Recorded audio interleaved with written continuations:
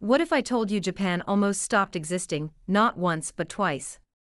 In the 13th century, the most powerful empire on earth, China's Yuan Dynasty, sent one of the largest invasion fleets in human history straight toward Japan. Samurai charged, expecting honor duels. They met gunpowder, mass archers, and total war. Japan was outnumbered, outmatched, cornered. And then, history says the gods intervened. A storm destroyed the Mongols' fleet. Japan survived. But here's the part nobody tells you. That survival didn't make Japan stronger, but it rewired Japan's view of the world forever. Hi everyone, welcome back to Difference Frames the World, a channel to see the world from a unique perspective.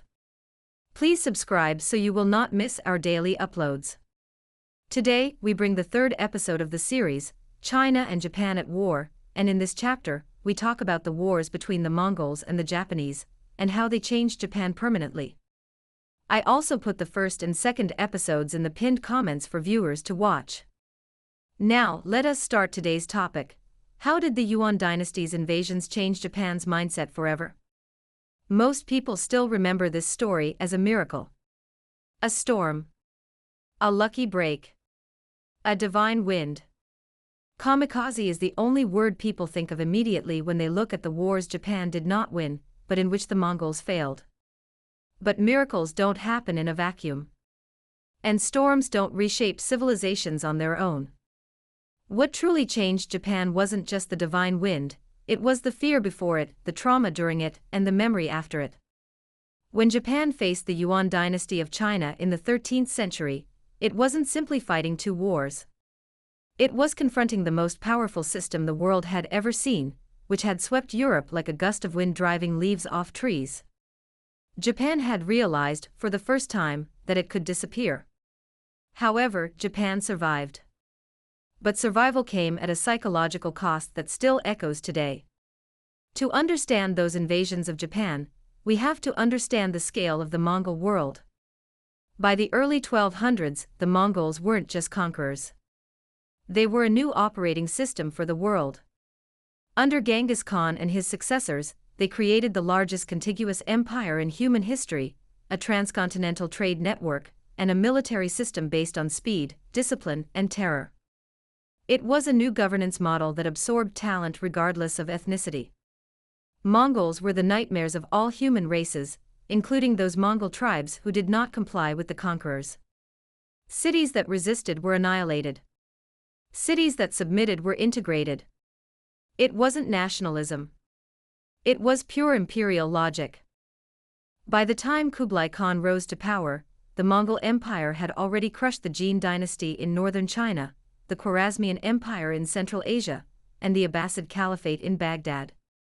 The Mongols had conquered the Kievan Rus states, defeated the armies of Hungary and Poland, and Moscow had been trembling for decades.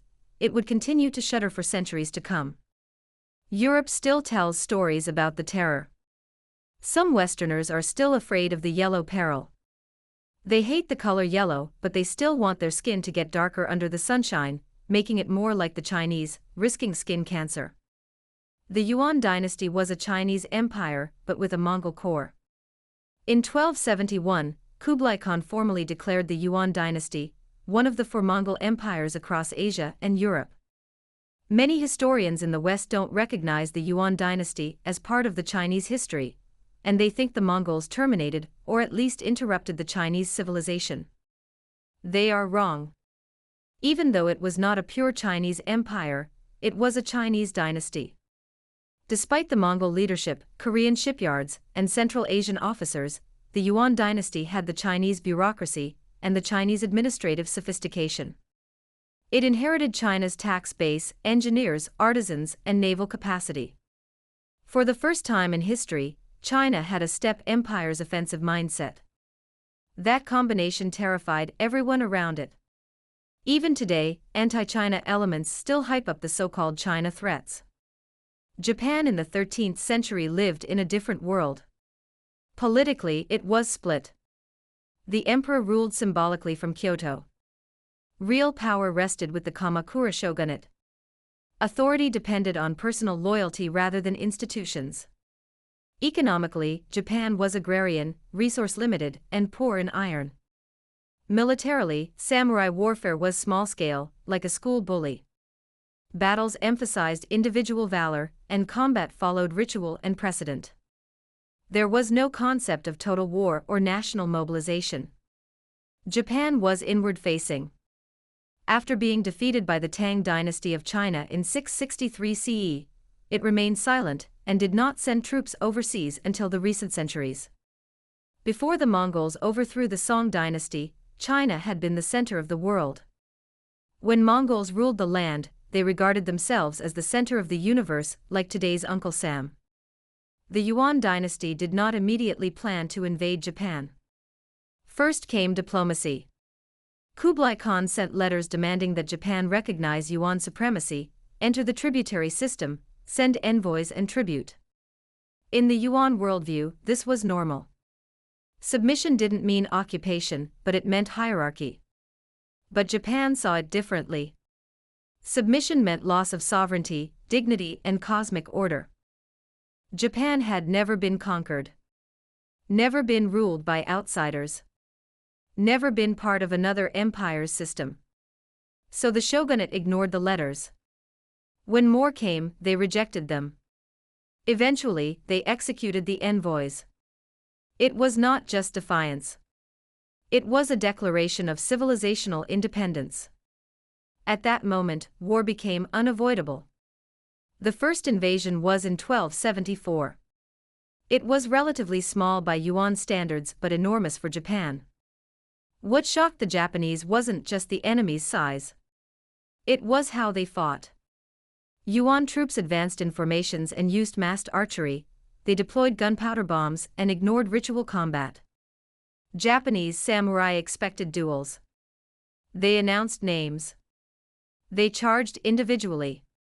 And then they were cut down. That was Japan's first experience of impersonal warfare. War without honor. War without pauses. War without recognition. Psychologically, it was devastating. The Yuan landed, fought, and withdrew, not because they were defeated, but because supply issues and weather forced a pause. Japan didn't feel victorious. It felt exposed. After 1274, Japan understood one thing clearly. The Mongols would be back. So Japan did something unprecedented. It began preparing as a unified entity. Stone walls were built along Kyushu's coast. Samurai were permanently stationed. Coastal watch systems were established, regional lords were coordinated. It was the birth of national defense consciousness in Japan. For the first time, Japan felt the existential crisis: we can lose everything. That thought never left. Even today, the country thinks it will lose everything if something happens in Korea or Taiwan. The second invasion occurred in 1281, like the apocalypse. It was nothing like the first. It was enormous. The Yuan sent 2 fleets, one from Korea and another from southern China. Together, they formed the largest amphibious invasion force the world had seen up to that point. It was not intimidation, but extermination-level commitment. For weeks, fighting raged. Japanese defenses held, but barely. Supplies ran low. Losses mounted. Morale cracked. Japan was approaching the point of collapse. And then, the typhoon, the divine wind, came. And the Mongols' ships smashed. Their anchors failed, command collapsed. Thousands of invaders were drowned. The invasion ended like a drama. Japan survived again. But this time, the meaning was different. Then came the birth of the divine nation idea in Japan, which is still deeply rooted in the country's right-wing militarists' minds.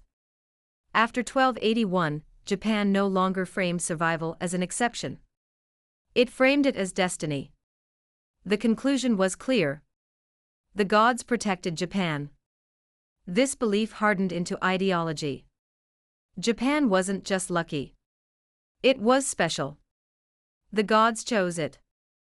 Then the country was sanctified and deemed itself different. Although the island state was tiny, not even 5% of China's land size, it called itself Dai Nippon Tikoku, meaning the Great Empire of Japan, just like another small island nation, the Great Britain, which is smaller than Japan. This idea became foundational, and centuries later, it would re-emerge in state Shinto, imperial ideology, and wartime propaganda. But it began here, with fear and relief intertwined. Interestingly, the unexpected and mysterious victory created a crisis. The shogunate had promised land rewards before the war, but there was no territory for the Japanese to conquer. Because samurai were unpaid, resentment grew. As a result, the authority was weakened. Defending the nation had no economic benefits. It destabilized Japan internally and contributed to the eventual fall of the Kamakura shogunate. The Yuan invasions taught Japan several deep lessons. Isolation equals survival, the world is hostile. Japan needs technology, and it should become a united country. Luck can save Japan once or twice, but the Japanese should not rely on it. Japan became cautious, suspicious, defensive, and internally focused. Even when Japan later expanded and invaded other countries, it carried these fears with it. When Western powers opened Japan's door with their cannons in the 19th century, the memory resurfaced. However, Japan chose modernization rather than isolation. It wanted to become one of the Western powers, not an Asian country. In the center of the transformation lies the emotional core of the same. Japan could be overwhelmed again. The whole nation feels cornered and has nowhere to hide. Even in World War II, the kamikaze concept wasn't tactical. It was symbolic. It meant sacrifice. It was a divine mission. It demonstrated Japan's existential defense. So when Sanai Takeuchi says Taiwan's contingency is Japan's existential crisis, she means it. The Yuan invasions never faded from Japan's memory. They became Japan's subconscious. For China, Japan was the only exception. The Yuan conquered nearly everything else. Japan remained outside. It reinforced a Chinese lesson. Power projection across water has limits. Even empires have boundaries. That prompts China to build the largest navy on Earth. That understanding still affects East Asian geopolitics. Why does this story still matter in the 21st century? Because modern East Asia is built on memory. When Japan debates security, alliances, and China, it isn't starting from zero. It's standing on centuries of fear, survival, and identity forged under pressure. The Yuan Wars taught Japan its most enduring lesson. You don't need to win the world to survive it. But you must never forget how close you came to losing everything. And that lesson, more than any storm, changed Japan forever. When Japan began invading China during the First and Second Sino-Japanese Wars, it sought to dispel the fear. When China becomes so invincible today, capable of destroying Japan in weeks or days, the fear grows again. To get rid of the fear permanently, Japan will try to pull the US, the country which nuked it twice, in the tug of war with China. And that is the backdrop of the Japanese PM's blunt remarks about Taiwan. Her words about Taiwan were not a slip of the tongue, but a desperate attempt to involve two superpowers in a conflict so Japan can survive longer. The Japanese know the shallow water between China and Japan cannot stop the Chinese missiles and warships, even if another divine wind blows more ferociously than ever. The United States also knows this, and it does not want to confront China head-on either. That is why Rubio told Japan to play fire by itself. Thanks for watching the third episode of the series, China and Japan at War. Please subscribe and turn on the notification bell so you will not miss the fourth episode tomorrow.